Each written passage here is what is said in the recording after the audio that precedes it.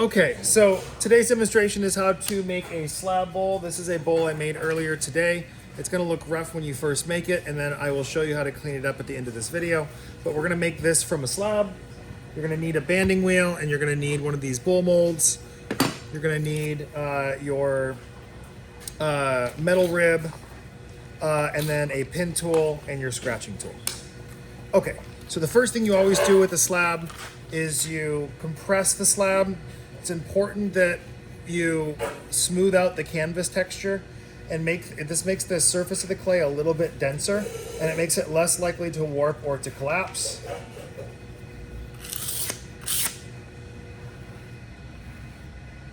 I usually compress it in two directions, so I do it vertically and then horizontally on both. And then I'll flip it. It's important that you also clean the table so that you don't get little crumbs of clay into your slab. So I rolled the slab. This slab is a little bit thinner than I probably would normally do it, but it'll be fine. The thicker it is, the easier it is to fix mistakes, but it's also a little bit heavier in the end. Okay, so now that I've compressed the slab and smoothed it out, I'm ready to put it onto the bowl mold. You're also going to need a piece of plastic. So this is a plastic bag from class. It is a little bit easier sometimes to use a piece of plastic rather than the entire bag. It's fine with the bag, but it'll be a little easier to see in the video if I just use a piece of plastic.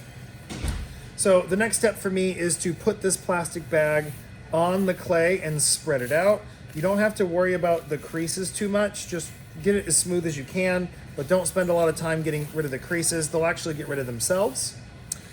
What I'm gonna do next is I'm gonna put the clay on top of the mold while it's on a banding wheel. I like using these taller banding wheels personally.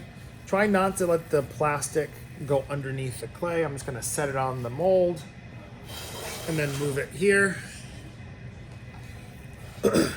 So the next step for me is I have to make sure the slab is big enough to make my bowl.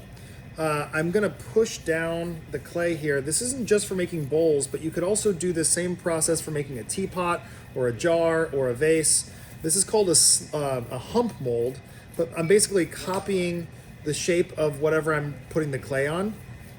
It's important that when you do this, you don't let the clay crease, so I'm very slowly working the clay down with the palms of my hands. I'm not using my fingers, and I'm kind of wrapping around it. You'll notice when you push on one side, the other part moves. So we want to work down slowly all the way around the piece. That's why it's nice to have it on a banding wheel. And I want to try to get it to not crease too much. If it creases a little bit, or it like kind of creases onto itself, you'll see when I peel it off what I'm talking about. You can fix it. But what I'm trying to do is slowly work this clay down onto the mold and try not to let it fold.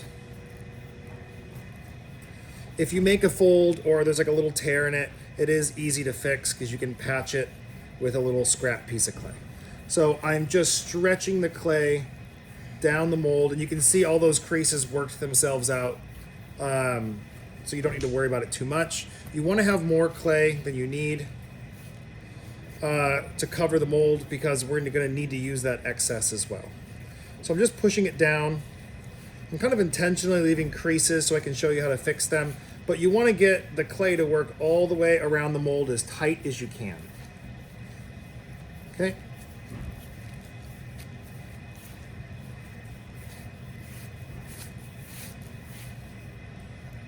All right.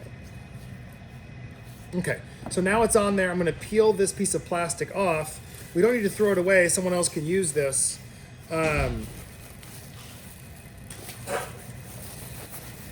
we can reuse the plastic more than once. What I want you to see is there are some spots where there's like some creases there. There's some spots where the clay folded over here. I'll show you how to patch all those up. But the first thing we need to do is just cut off the majority of the excess. So I'm not trying to cut really close to the mold. I'm cutting against the banding wheel. And I'm gonna peel this extra off, and I'll use this to make the foot ring afterwards. I can use some of it now, because when I was pushing it down, I can see right there it started to get a little thin. So all I need to do is, I don't need to scratch it because the clay is so wet. I'm just gonna add a little bit of clay onto that part and then just very lightly blend it into place. And then I can scrape off any excess I don't need and it'll smooth it out. And I can do that same thing with any of these creases that are here. I'm just gonna take some clay and push it into those creases. And then we'll clean that up. Okay, I'll just do one more. Okay. And so now I'm just making sure I push it nice and tight onto the mold. I can also at this point kind of clean that up a little bit where those extra pieces were. If I just kind of scrape with my metal rib and I kind of bend it according to the shape of the bowl mold, it'll just kind of clean up any of that inconsistency. You can spin it like this to clean it up, and that's okay on the top here. But when you get going down to the sides, you don't want to spin it because it actually stretches it and it doesn't stick to the mold as well. If you're going to stretch it down, it's better that you actually do this down, okay? But you can clean it up the next day too. You don't have to clean it perfectly today because you're probably going to make some more dents. Now I'm going to sit down. It's important that you sit down for this next step because you need to brace your arm against the table. What I'm going to do now is first I need to center this onto the banding wheel. So there's concentric rings that help you know if you're close to the center, like here. But also, just like how you throw on the pottery wheel, you spin this, hold your hand still. Notice my hands are holding against each other and braced against the table.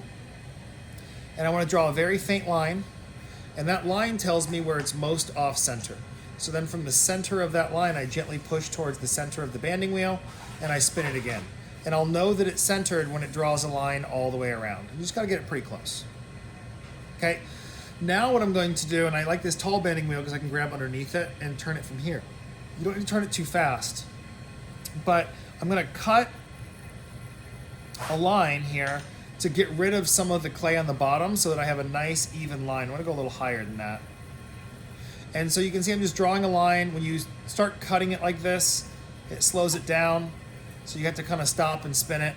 You're not gonna be able to draw a straight line if you don't hold it like a pencil in your dominant hand and then slowly push in, but you can see I'm using both hands and my elbows down to hold still. Once you draw a line, you don't have to keep cutting it until it goes all the way through. You can also put your hand on top, put the pin tool all the way through to drag against the mold, and just hold your arm against the table and try to turn the wheel and hold your hand that has the pin tool still, and then you'll cut all the way along that line. And it's easier to hold your hand still. Think about moving the wheel and holding your hand still. Don't try to move your hand. You will go off if you try to move your hand. Okay. Then I cut off this excess.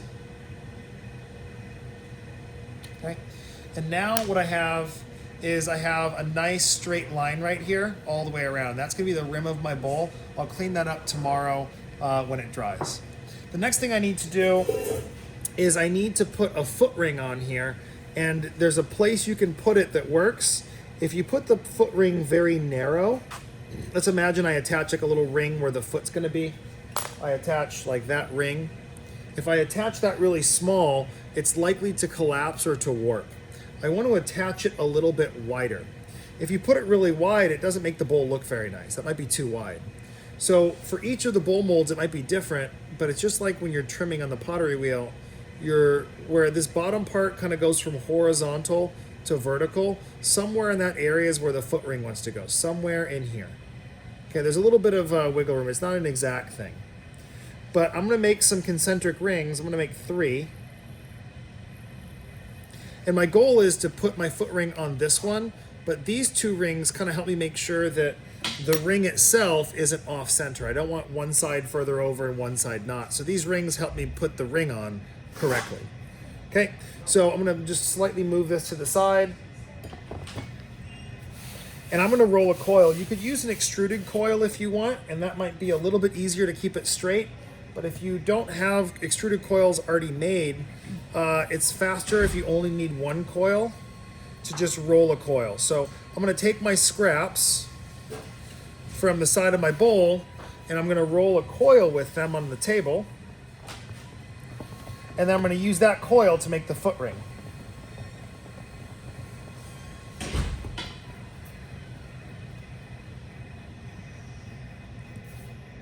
I want it to be pretty even as I can. Okay, and there is my coil. That should work just fine. Now I want to flatten this coil out on two sides so that it's a little taller. It'll make it easier to put on the pot. So you can flatten it by kind of flattening it like that, flip it over, flatten it like that. And you can do that a few times, and that's going to kind of flatten out this coil. You could also use a pony roller. You want to roll it with consistent pressure, and then you want to flip it over and then do that again. If you roll it back and forth a lot, you'll end up making a thin spot. Just like consistent, one roll, flip it over, again, okay? So now I have my foot ring, and this is gonna be the ring that sits like a little pedestal for the bowl. I'm gonna bring the bowl mold back. Now this clay's really wet. Scratching it isn't actually super important when everything is this wet, but it's always a good idea. So I'm gonna scratch along that line, and this is where my foot ring is gonna go. You can see I'm slowly turning the banding wheel and scratching. It goes faster this way. Then I'm gonna take a paintbrush with a little bit of water or a liquidy kind of thin slip, and I'm just gonna put some water on that scratch mark. I don't want the water to run down the side. When you're hand building, you use water very sparingly. You only use just enough. The pottery wheel, you use a lot of water. But hand building, you want to use as little as possible because otherwise you just make a mess. Okay, now if I'm being really thorough, I would also scratch this side of my coil that's going to attach down to it. So I have two scratched areas. It's more important than scratching that you really try to blend the clay together, and I'll show that, but it's never a bad idea to scratch it. Okay, so I've scratched it. Now what I'm going to do is I'm going to take my coil and align my scratch marks in between these two rings that I made and try to make it sit in between those rings as evenly as possible. Okay? And I should make it a little too big for the next part. I'm going to put it a little bit on the inside for measuring. So it's on the inside of my scratch marks, and this is just for measuring. And you'll see what I mean by measuring in a second. I'm going to line these up like this. And so you can see it's lined up like this. What I'm going to do now is I'm going to cut through these with my pin tool, or my metal rib works really well for this, or your X-Acto knife works great. But I'm going to cut through this at an angle, at like a 45-degree angle, so that these align. We don't want to attach our coil end to end. It's likely to crack. So I'm going to take something that's thin, not your pin tool, and I'm going to cut through at an angle. And this is maybe a little too thick. Should have a, that's fine. Okay, so I'm going to cut through at this angle, through this one at that angle, and then also through this one. And try not to cut your bolt. And so I cut them both at an angle. I'm going to remove this piece, and I can lift this up, and I remove this piece, and now this angle is the exact same right there. And it will fit together really nice and level. Okay, and now before I attach this down, I'm just going to line it up on my scratch marks. Again, if you're being thorough, you should scratch anywhere you join the clay, scratch it, just a dot of water, and then we'll blend these together. The angle makes it less likely to come apart as it dries. I'm just gonna kind of wiggle those together. The wiggle until mud squirts out really helps join them, not just pressing it, but wiggling it back and forth. And now what I'm gonna do is look over the top of this and try to make sure this ring is in the middle, okay? I can also sit down and spin it, and I want this to not look like it's leaning to one side. And if you see anywhere that it's leaning, you would push it in. Now, what I'm gonna do here is I'm gonna wiggle this down and push, wiggle and push into those scratch marks. You can see I'm just wiggling it and pushing it down all the way around. I'll clean up the extra scratch marks in a second. Okay, so now that I've kind of squeezed it and wiggled it down, it's seated onto the pot. And then I can spin it again and make sure this looks kind of straight. It's not gonna be perfect, it's a hand-built bowl. I'm gonna use the back of a paintbrush or of your pin tool, and then right here, I'm gonna seal this clay right here with the back of a brush or a pin tool, just so that those scratch marks are gone. It'll clean up that mud. But this also makes it less likely to crack right here or separate if we blend it together. It'll also kind of help straighten it a little bit. And I'll do the same thing on the inside. Okay, and you can see I'm turning the banding wheel as I do this. I'm not pushing very hard. I'm just kind of trying to hold the back of the tool still to blend that clay together. Okay, so now it's blended. The last thing I would need to do is I need to make sure that this line is level. I want this line to be level too. So now I'm gonna spin it. I made it taller than I wanted. I'm gonna spin it, and while this is level, I wanted to keep that still. I wanna make this level. This whole process needs to be done in one day. If you leave this on the mold over one day, it's gonna dry, and when this clay dries, it shrinks. And this is bisqueware, it's gonna pull water out to make it shrink fast. And then it will grab this mold and it will crack down the side, it'll crack around the rim, or it will get stuck on there. So we've gotta kind of do all of this in one day. You could come in like during flex time and do part, or at lunch, or you could just do it all in one class period. It doesn't take very long. Maybe the first time takes longer. But now this is level up here. So this is level and this is level. Now, because it's spinning and it's wet and it's in the middle, I can take my fingers and just run my fingers across this bottom edge, and that'll kind of help smooth it a little bit. I don't want those sharp edges, so I'm just spinning it and just with light pressure, just kind of pushing on those sharp edges to get rid of them.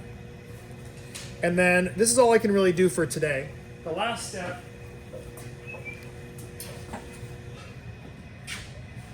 is to flip it over. So then I'm gonna take a board, and I'm gonna very gently set it on top, okay? And then I'm going to slide the mold, grab underneath the mold, put my hand on top, flip it over, and then I'm going to remove this little bowl out of the inside, and you'll see that the inside of the bowl is nice and clean. If there's any of these little creases here, we'll fix those tomorrow by scratching and adding clay in them. If the rim is a little thicker on one side like it is on this side, I'll be able to shave that down with maybe a Sureform or one of your trimming tools tomorrow, but you'll clean this room up the next day. So I've got a bowl here I helped the student make yesterday, and I'm going to show you that process really quick.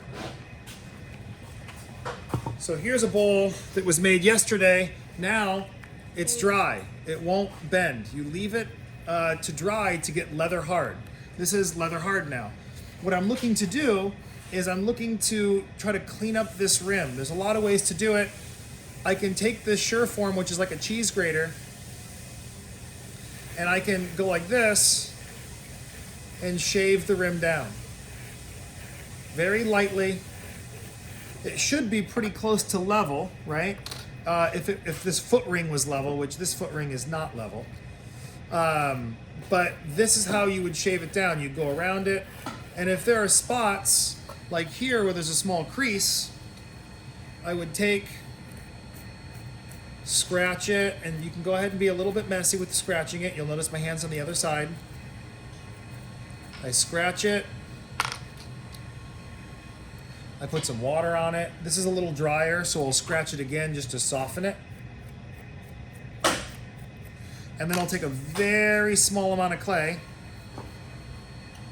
and put it on there, right where that little crease was, and I'll blend it in left and right.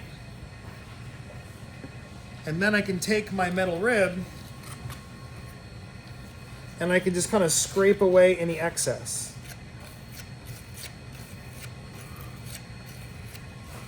And now I've patched that little spot, okay? And then if it still looks a little patched, I could rub my finger on it with some water to try to smooth it out and give it a similar consistency. And I would do that everywhere. And then I would clean up this rim that same way. I'm not gonna do this whole thing. But you can see I'm just cleaning up the sharp edges. You could also use one of your trimming tools. These Sureforms probably work a little bit better, but we don't wanna have sharp edges on the rim.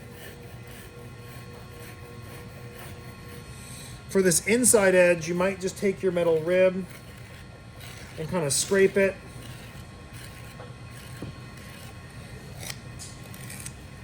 If it's a little thicker on one side than the other, you can kind of go like this, and you want the rim to look a nice even thickness. And so you'd spend about 10-15 minutes cleaning up the rim. When the rim is cleaned up, you could also do this with the foot ring. You can see this foot ring is a little messy. I could clean up the foot ring as well by shaving it down. The last thing I would probably want to do is, with some water on my fingers, I would just rub this rim to smooth it out. You can use the side of your metal rib or something hard like a metal spoon or something to rub this rim, just so it doesn't look sharp or it doesn't look jagged. We want to rub it to make it look smooth. So I'm just rubbing this rim and rounding that out. And that would be how you'd make a bowl using these molds.